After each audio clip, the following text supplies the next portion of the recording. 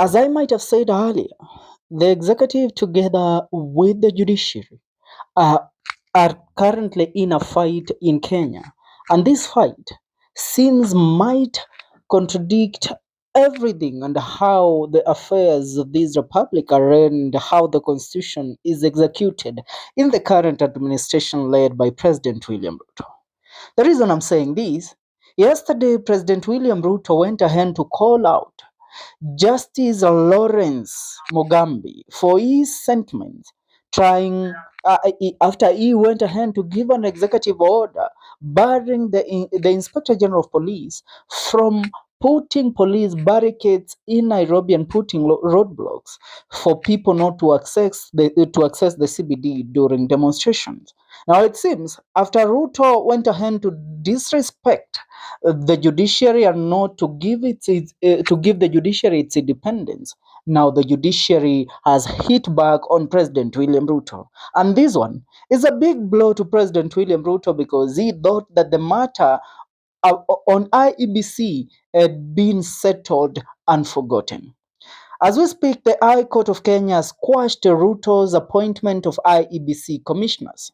The 6 Iebc commissioners, including the Iebc chairperson Erastus Ethekon, which happened a few months ago, and they all were sworn into office as the Iebc chair and the Iebc commissioners, has been termed null and void by the High Court of Kenya.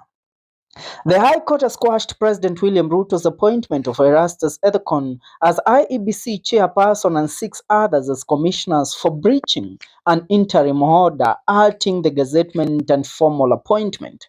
Remember, before President William Ruto went ahead, before the Iebc commissioners together with the Iebc chairperson went ahead to be vetted at by a committee formed by the Parliament of Kenya.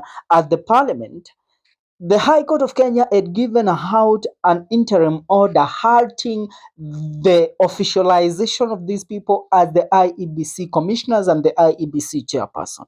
So which means they had to wait for the decision to be made by the High Court of Kenya, and if the president together with the executive wanted these people so much to be the commission that will lead the Iebc, they should have filed an appeal at the Court of Appeal, which would have halted the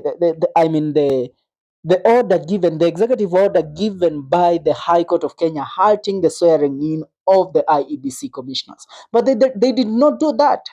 Ruto has made it an habit that when the Constitution of Kenya favors him, that is when the Constitution matters. But when the Constitution does not lie on his side, the Constitution has no merits to him.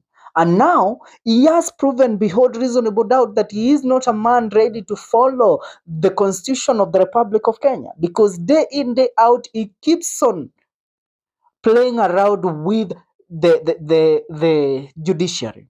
Now, what are we seeing here? This is a direct contempt of court. Contempt of court. And if the government, the legislature together with the executive, as I said earlier, these people are working in cahoots in undermining the Constitution of the Republic of Kenya. To make sure that the Constitution of Kenya is respected to the latter, the judiciary, which remains paramount as the only body or institution that should make sure that the Constitution of Kenya is followed to the latter and everything is executed according to the Constitution, should be left out of these shenanigans that plays out in the legislature and in the executive. Now, going forward with this order, what does this order mean? However, though the court has halted the swearing in, the court has given President William Ruto a window to regularize the appointments. In its judgment on Thursday, the 3-judge bench comprising Justice Roslyn Aburili, John Chigiti, and Bahati Momuye said court orders are not merely suggestions, and any action taken in contravention of the same is rendered null and void, of no legal effect in the Republic of Kenya. So, which means President William Ruto and the team, they have undermined the constitution in the best way they know how. And now it's high time the judiciary takes up its role as the body that regularizes what is currently happening in 254.